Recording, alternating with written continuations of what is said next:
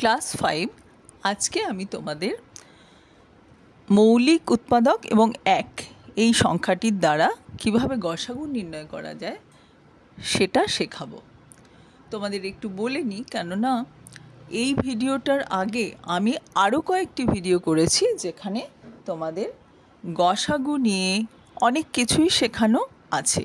সাধারণ গুণনীয়ক কাকে বলে, সাধারণ গুণনীয়কের সাহায্যে কী করে গসাগু করি, আর প্রথমেই আমি গল্পের ছলে উদাহরণের মাধ্যমে তোমাদের গসাগু বলতে কি বোঝায় সেটা কিন্তু শিখিয়েছি।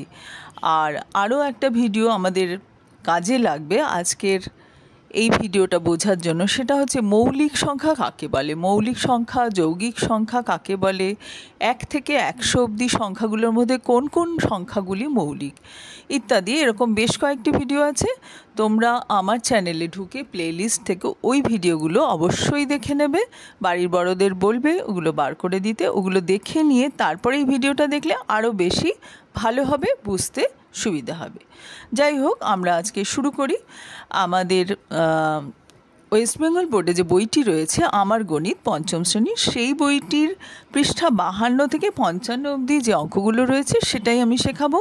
আর অন্যান্য বোর্ডের ছেলেমেয়েরা যাদের এই বইটা নেই তারা তোমার এই ভিডিওটা তোমরা যদি দেখো তাহলে কিন্তু বুঝতে পারবে, আর যাদের বই আছে তারা বইয়ের পৃষ্ঠা খুলে বসতে পারো, আর এই ভিডিওটাও অবশ্যই তোমরা তার সাথে সাথে দেখে নাও। 66 আর 84 গসাগু নির্ণয় করতে হবে কার সাহায্যে? একের সাহায্যে আর মৌলিক উৎপাদকের সাহায্যে। একও একটা উৎপাদক হবে, এক তো যে কোনো সংখ্যারই উৎপাদক, কারণ এক দিয়ে যে কোনো সংখ্যাকেই ভাগ করলে মিলে যায়, অর্থাৎ যে কোনো সংখ্যাই এক দ্বারা বিভাজ্য হয়। তো আমরা 66-র যদি উৎপাদক নির্ণয় করতে চাই আমরা কি করব? প্রথমে 66-কে মৌলিক সংখ্যা দিয়ে ভাগ করব। মৌলিক সংখ্যা কি কি হতে পারে 1 থেকে 10-এর মধ্যে, সেটা আমি লিখে দিয়েছি। এর থেকে বড় সংখ্যার দরকার নেই, এগুলো দিয়ে আমরা ভাগ করে করে দেখব।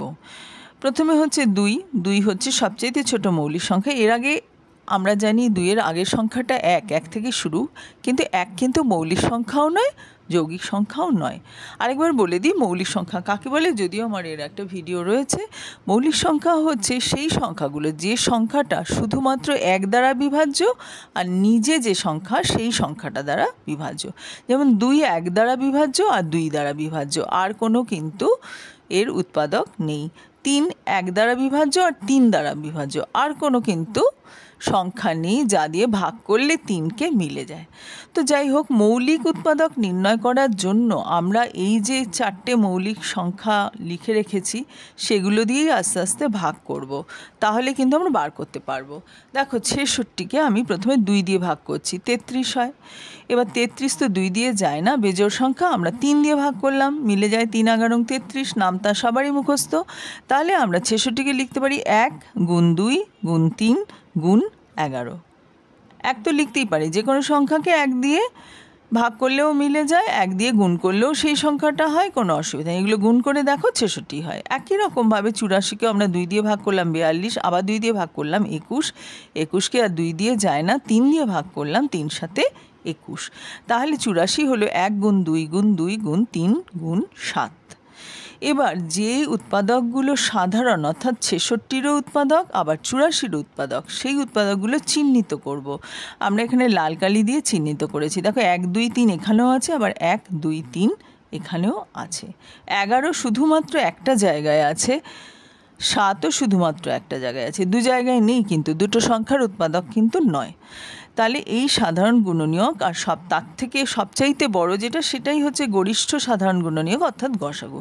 তাহলে আমাদের কি কি নিতে হবে? 1 নিতে হবে, 2 নিতে হবে, 3 নিতে হবে। তাই গসাগু হলো 1 গুণ 2 গুণ 3। আশা করি বুঝলে। এবারে ধরো 21 আর 23-এর গসাগু বার করতে দিয়েছে। আমরা 21 মানে কি 1 গুণ 3 গুণ 7, 3 সাথে 21, আর কোনো উৎপাদক তো হয় না। 23 মানে কি 1 গুণ 23, 23 কিন্তু একটা মৌলিক সংখ্যা, 23 শুধুমাত্র 23 দ্বারা বিভাজ্য আর 1 দ্বারা বিভাজ্য, তাই এটা মৌলিক সংখ্যা, তো আর কিছু হয় না। তাহলে কমন কি আছে? শুধুমাত্র 1, আর কিচ্ছু নেই। 3 এখানে আছে, এখানে কিন্তু 3 নেই। 23 এখানে আছে, এখানে নেই। 7 এখানে আছে, এখানে নেই। তাহলে এখানে গসাগু হলো 1। এবার ধরো 25, 30, 45 তিনটে সংখ্যার দিয়েছে, তো 25কে আমরা করলাম। 25 ইকুয়াল টু কী লেখা যায়? 25 সমান সমান লিখতে পারি 1 গুণ 5 গুণ 5, কেননা 5 5 25। 30কে কী লিখতে পারি? 2 দিয়ে ভাগ করে দেখিয়েছি, 2 আর 3, 1 গুণ 2 গুণ 3 গুণ 5।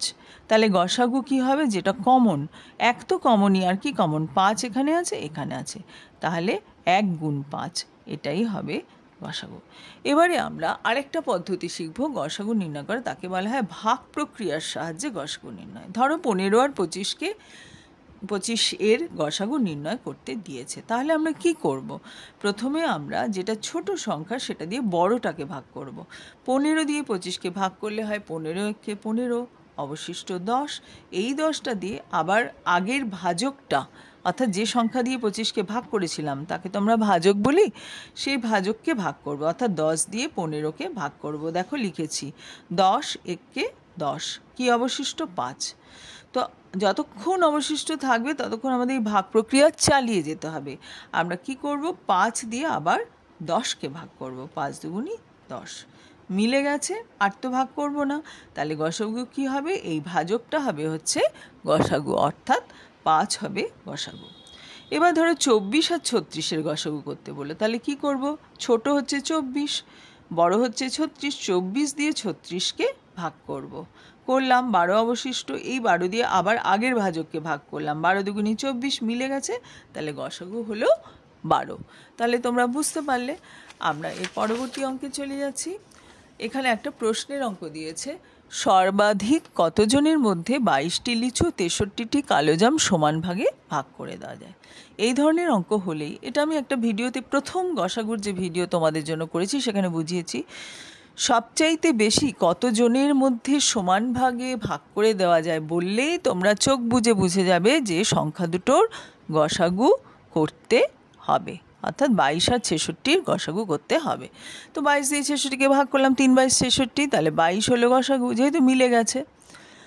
আর আমি এখানে মৌলিক উৎপাদকের সাহায্য করে দেখিয়েছি, তাহলে সর্বাধিক 22 জনের মধ্যে সমানভাবে ভাগ করে দেওয়া যাবে। এবারে আরও 3টে অঙ্ক আমি করে দিয়েছি গসাগু নির্ণয়, 14, 21, 35। এটাও বইয়েরই অঙ্ক, 5-এর ক। 14 দিয়ে প্রথমে 21কে ভাগ করলাম, 14 একে 14, 7 অবশিষ্ট, 7 দিয়ে 14কে ভাগ করলাম, 7 দুগুণি 14, মিলে গেছে, কাজে 7 হবে হচ্ছে গসাগু। কোন কোন সংখ্যার গসাগু? 14 আর 21-এর গসাগু, কেননা 14 দিয়ে 21কে ভাগ করেছি। আরও একটা সংখ্যা রয়েছে, তৃতীয় সংখ্যাটা হচ্ছে 35, যেটা বড় সংখ্যা। এবার কি করতে হবে? এই যে গসাগুটা এখানে বেরিয়েছে সেই সংখ্যাটা দিয়ে 35কে ভাগ করতে হবে, 5 সাথে 35, মিলে গেছে, তাহলে 7ই হলো গসাগু। একই রকমভাবে পরের অঙ্কটা দেখো, 54 দিয়ে 72কে ভাগ করে 18 গসাগু বেরিয়েছিল, সেই 18টা দিয়ে পরবর্তী বড় সংখ্যা 90কে আবার আমরা ভাগ করলাম, 5 18 90, মিলে গেছে, তাই গসাগু হলো 18। একই পদ্ধতিতে আগের অঙ্কটার মতো করলাম। এবার হচ্ছে 11, 33, 55। আমরা 11 দিয়ে 33কে ভাগ করলাম, 3 11 33, মিলে গেছে, 11 গসাগু হচ্ছে, 11 আর 33-এর গসাগু হচ্ছে 11, কিন্তু 55টারও তো করতে হবে, তাই কি করব? এই 11 দিয়ে আবার 55কে ভাগ করব। এবার যেহেতু মিলে গেছে, কাজে 11ই হচ্ছে গসাগু। আরেকবার বলে দিই, ভাগ প্রক্রিয়ার সাহায্যে অঙ্ক করার সময় আমাদের কী করতে হবে? 3টে সংখ্যা থাকুক, 4টে সংখ্যা থাকুক, যাই থাকুক না কেন, সবচাইতে যেটা ছোট সেটা দিয়ে পরবর্তী বড় সংখ্যাটাকে ভাগ করতে হবে, করে যেটা গসাগু বার হবে সেটা দিয়ে তার পরবর্তী বড় সংখ্যাটাকে করতে হবে, তারপরে যদি আরও সংখ্যা থাকে সেটাকে আবার ভাগ করতে হবে। এইভাবে ভাগ করে করেই আমরা গসাগু নির্ণয় করব। আশা করি তোমরা বুঝতে পারলে। আর যদি বুঝতে পারো তাহলে অবশ্যই বন্ধুবান্ধবদের সঙ্গে শেয়ার করো, ওদেরকে বলো এই ভিডিওগুলো দেখতে, তাহলে ওরাও তোমাদের মতো শিখতে পারবে। Thank you.